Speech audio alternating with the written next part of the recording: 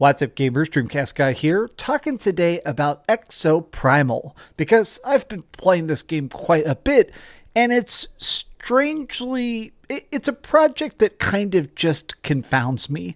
It's not that the game itself is bad, it's not that it's broken, it's just that Exoprimal feels unfinished. But let me explain why. This is my brutally honest review.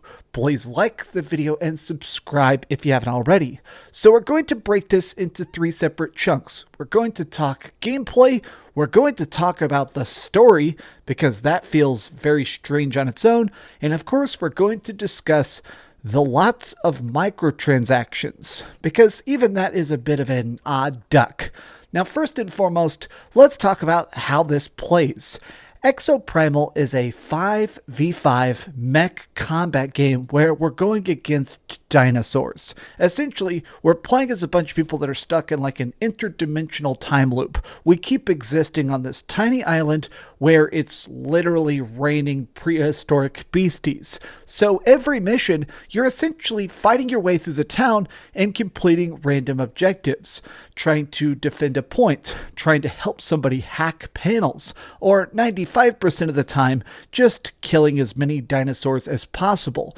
Now, this is not just a flat-out sprint. Instead, you're technically competing against another team in a parallel dimension. You'll sometimes see their silhouettes as they're battling their own different dinosaurs, and it's a race to see who can accomplish their list of objectives first.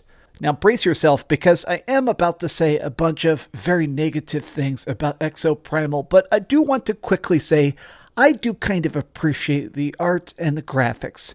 The frame rate is smooth, the visual presentation is cool, I actually think the mechs themselves look great. A lot of the monster design, like the way that the weird special neo-dinosaurs, there's like weird futuristic hyper-evolved weird creatures that can spit acid like sniper stuff. I like the way that this looks aesthetically. The problem is just how it plays. When you're playing this, there's 3 separate types of mech that you can control. There's the standard damage dealers, there's the tanks, and there is the support. Now, what's interesting is that these classes, these different specializations, are actually radically different. A tank is able to draw threats. It can literally taunt the dinosaurs and put up shields to absorb infinite damage. There's also an interesting pushback and stunts, whereas if you're playing as a support, you can heal people. You can dispense tiny black holes, or sometimes just use an electric rod to stun the very big dinos so that other players can hit their critical weak points. And obviously the damage dealer is able to dish out the most amount of raw hits. You know, stuff like the melee slasher, Zephyr, who's able to really just get into the fray and slice and dice, turning people into hamburger meat. The main all-around guy who's able to do, like, shooting grenades. He's able to do melee stuns, and he can sprint pretty dang fast. I think that the classes themselves are well balanced, and I like the fact that they each have such different abilities. It's cool that one of the support guys can just straight up fly. My problem is that this is the entire game. These couple different maps, these little tiny intersections, these little tiny paths through this exact same city over and over and over again. The same couple dinosaurs. You can only play that and have so much fun. Even when I was on voice chat, even when I was actually doing callouts, even when I was really trying to outrace my opponents, this game, it's never fun. It's interesting, but it's definitely not fun, which is strange because I feel like Capcom have kind of become the masters of fun. Devil May Cry 5, I gave that a 10 out of 10. Frickin' Street Fighter 6, I gave that a 10 out of 10. Resident Evil 4 Remake, a 10 out of 10. Capcom is one of my very favorite developers for managing to create those intense, action-focused moments of fun, whereas Exoprimal, it just doesn't really have that hook. Now, when you are playing this, an interesting bit of this is the fact that your characters have different ability cooldowns, and they can be sort of chained together. If you're playing as the tank and pushing people back, it can stun dinosaurs or draw attention, so you can actually try and really distract people, so your other people could do big, slow, heavy shots. It's interesting that there is this teamwork balance where if you're playing well, it really does advance the team, but it never really felt that necessary since most of the dinosaurs are just so easy to pick off. Even massive swarms of hundreds, if not thousands of these things, it's pretty much just like swatting flies. And even when you do get a particularly big mutated Tyrannosaurus Rex or a freaking huge Triceratops or something, it's just a matter of dodge, distract, decimate. It never really has the depth that I kind of hoped it would actually have. There is some funny special stuff. Occasionally you have game modes where you and the enemy team are working together to fight a mega dinosaur, and there is times where you and the opponents actually end up in the same dimension and are actually shooting at each other while you're like escorting different cargo carts and stuff. Those times seem like they'd be at least mildly thrilling, but they're really not. This game severely lacks impact. I mean, I feel like the best games lately, they really managed to convey the fact that you are hitting something. You are being hit. You are in this constant eternal struggle, because that's what this is you being stuck in this perpetual time loop of infinite dino chaos. And yet it doesn't feel like it. Even when I was using the really crazy stuff like the Dino Dominator that lets you become a dinosaur temporarily, you would expect it to be exciting to actually become a Tyrannosaurus Rex and eat the enemy team, but it's barely amusing. And I think part of the problem is that the story to Exoprimal is complete absolute nonsense. So every couple missions you unlock new cutscenes, and 99% of these are just these static screens of the characters with unmoving mouths basically reading audio logs saying like, oh, here's what we're researching. The characters are stuck inside of this island bubble of reality with this huge AI called Leviathan who's holding them as weird intergalactic hostages. And so in an effort to escape, they're always digging deeper.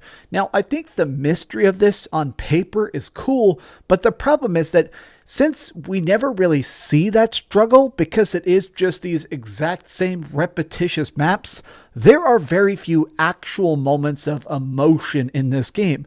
Occasionally you'll get some animated cutscenes, but all of them are them talking to a screen. It's them saying like, oh man, there's us in the other dimension, and they've got evil eye patches and spooky goatees.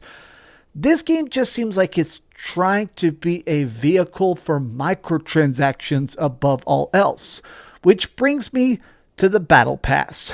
Literally, as soon as you turn this game on, it starts to try and pester you into getting the premium battle pass. Oh, you'll get unlocks faster. Oh, you get XP's boosts. Oh, you get cool custom skins. And you can also get a head start. You can unlock additional exosuits, which are the mechs, if you pay a premium cost. I don't like the idea of paying to unlock stuff. Like, if you're going to unlock stuff, that's fine. If you're going to sell skins, I guess I'm okay with it at this point. It's the fact that there is so much stuff that's just paywalled for no reason. And I'll be honest, I don't think anybody's going to buy it. I mean, this stuff just looks so completely plain. Different colors of exosuit. There's like some goofy ones that make you look like a quarterback or something. Also, every couple levels, they keep giving you war chests, which are like loot crates. This game feels like this is the actual purpose of it. I think the project was just kind of incomplete. It's a pretty decent idea of a mech shooter against a bunch of infinite dinosaur waves, but then they just tried to slap in some microtransactions to get their cash back, and it just doesn't feel fleshed out. I don't think anybody should buy this game. If you're playing it on Game Pass, it is on Xbox Game Pass, I think it's worth playing for like 2 or 3 hours. Have some fun with your friends. This is a good afternoon game. Sit down, drink a couple brewskis, hang out with the bros, and shoot a couple dinosaurs. Don't worry about the grind. Don't worry about leveling up. Don't bother Googling the best meta and the best equipment. Just enjoy the game itself. If you do choose to get into this game, there is a little bit of a leveling system where as you actually advance your character mechs, you can unlock new passive skills, but none of these are really that major of a change. A lot of them are just stuff that lets you do stuff like you could run slightly faster when you're low health. Your ultimate attack builds up charge 10% faster, or stuff that makes it where your special attack is just a little bit quicker to deploy. Nothing here feels fantastic. And again, it's just odd to me. I was bored a lot of my time with Exoprimal, a lot of my hours. Now you're probably wondering, Dreamcast Guy, if this game is so boring, why did you play in the betas? Why did you play early access a year ago? Why do you keep logging in? And to be honest, I kept thinking it would get better. I have been playing this game now for a year, off and on, and it's the exact same product. This game is identical to when I played it a year ago. There's no new maps, there's no new mechs, there's no new excitement. This is the exact same game. And it just, to me, that's the real mystery I want solved about Exoprimal is Capcom, why this? Okay, so we've heard some good and some bad, but let's go over to the ratings board and put a big number on it. I am giving Exoprimal a 6 out of 10. Thank you so much for watching, gamers. If you enjoyed this video, give it a big old thumbs up, share it with your friends, and subscribe if you haven't already, and please keep dreaming. Oh my gosh, it's like 10 billion degrees in Texas. It's literally, I'm filming this in the middle of the night, and it's still 100 degrees, and I have spotlights on me. So I appreciate you guys watching, because, oh my god, my AC bill is going to be terrible. Thanks so much for watching that video. If you want to see something else, you can always click this link to see what I put up last, or, subscribe and see what's coming up next. Also, I promise that whatever I do, it'll try not to suck.